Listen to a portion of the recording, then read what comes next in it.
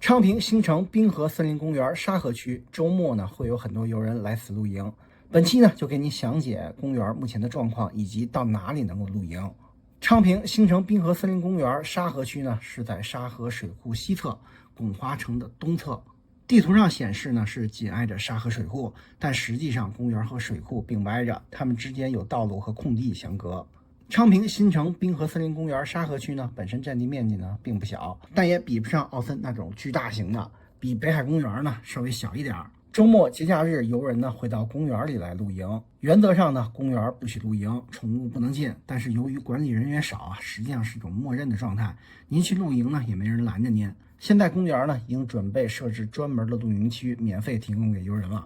另外，除儿童车、露营推车、轮椅能进以外啊，自行车、电动车呢是都不让进公园的。公园里呢有一座大湖、几座小湖，风景优美，绿化的也很好，所以在公园里露营呢，环境算是挺不错的。只是不能放吊床，不能动火。公园里的配套呢比较少，有些健身器材，卫生间呢比较少，没有任何商店。您来一定自备好食物和水。公园最吸引人的地方啊，是很多游客想到水库边上露营。很多人误以为水库边属于公园内，实际上不是这样的。公园只有从东门出可以到水库边，其他地方原则上都不能到水库边上。当然，公园内啊也会有这样的 bug 处，不过呢并不重要，因为您去这种 bug 处并不是最优的路线。目前能到水库边上的路呢只有2条，第一条路呢是在北沙河的南岸与城铁交汇处，在这里呢有一个小门，地图上这个位置啊。从小门进去往里呢就是沙河水库，摩托车、自行车、共享单车呢都能进。想走这里的游人您注意了啊，里面的路还挺长的，最好是骑辆共享单车进去。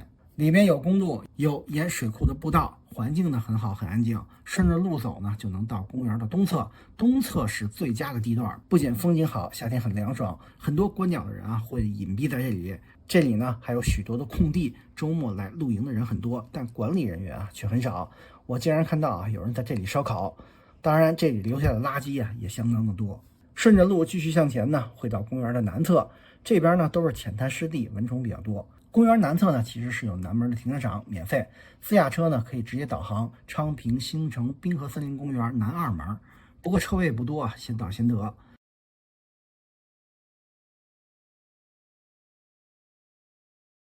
公园南门这里啊，原本有个门呢，也能进水库，但是目前封闭且有专人值守。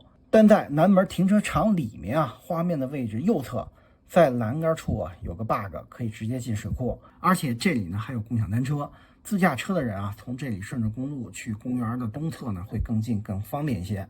如果未来这里被封的话，您就从公园停车场的门进去以后，您右拐，顺着水泥大路呢走，沿大路走过2座桥，然后顺着路向右走，就是公园的东门。东门出去呢就是水库。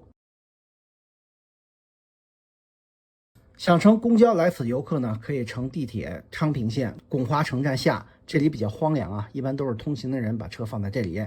您选择 B1 口出，可直接到公园的西门。A1 口出前行呢，可沿着这条大路呢去北沙河的河边，从小门去水库边上。如果您觉得我的攻略对您有所帮助，请支持一下，看看我的橱窗。